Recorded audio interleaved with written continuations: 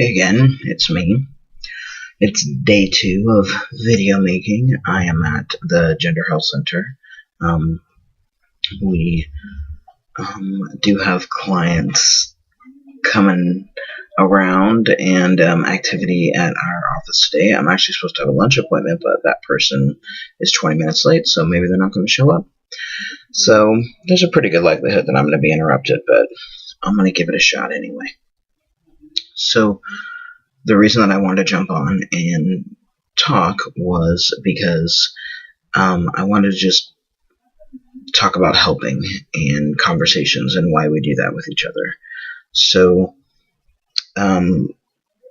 someone messaged me on Facebook today and asked me to stop writing them messages because they had experienced a recent loss in their life, and I was reaching out to them trying to provide comfort or just maybe even a different take on what it means to lose someone in your life. And they were like, thanks, I appreciate that, but stop messaging me. And that's totally cool. I totally get that. But, I often, get in, say really personal things about people and maybe even make assumptions about their feelings in order to draw them out and get them to have a conversation about something. And I do that because I think there are just all too often too many conversations that we are not having with each other surrounding how we care for ourselves when it comes to our struggles, when it comes to our health, when it comes to employment, just millions of things that we really struggle with in common on a day-to-day, hour-to-hour, or minute-to-minute basis.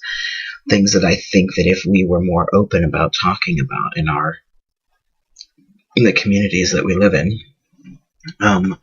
we could really provide a safer environment to deal with those things. So I guess that's just kind of what I wanted to lay out here today, is that sometimes maybe if someone discloses on a social networking site that they Facebook, and they're saying I've just recently lost someone in my life that was really close to me, or I struggle with depression and anxiety and all of those things, that sometimes we feel like it's an incredibly personal disclosure and we don't really know what to say to that person. And sometimes we just give sort of platitudes like, I'm here for you if you need me. If there's anything that I can do, I'm so sorry. And while I think that those absolutely have their place and they absolutely help those people know that you're there and you're thinking about them, and sometimes life is just about getting support from people, I also think that we sometimes need to have really real conversations about those things. Telling someone, hey, I struggle with depression too, and it's a daily battle for me, and these are the things that I have to overcome. Just continue. If you see someone saying I'm having a shitty day because of depression, you know what I do? I'll go to their page the next day if I can, if I remember, and I'll say, hey, I hope today's a better day for you. Hang in there. And sometimes I even privately message that person and see if there are some ways that I might be able to set them up with some help. And I know that we can't all take on the struggles of other people, and most of us are thinking, I've got my own stuff to overcome. I can barely help somebody else. And so, you know what? It's not your job to fix other people's problems, but if you talk openly and out loud and without shame about your own struggles, I believe that we begin to change the culture of the communities that we live in. And when you change the culture of something, then everything changes within it. The services that are available change because the conversations have changed. People are talking about ways that they can help certain communities. If I didn't talk all the time about trans communities to the people that I interact with in work, about people with queer identities, about families, about the struggles that trans folks face, the accomplishments that are important, albeit small sometimes in our lives. If I didn't talk about that on a daily basis, there would be a whole lot less people out there who understood even a little bit about these many communities. And they take those conversations and they take them into the work that they do. And that could mean anything. That could mean a hairstylist who has heard the story of trans folks and realizes now, that there may be, trans folks that they're going to encounter that they need to show certain, compassion to, that they, understand the struggle better, that they're willing to do more in their job to make sure that the life of that person is better, even for the time that they're interacting with them, right? It could be a doctor. It could be, a mental health professional.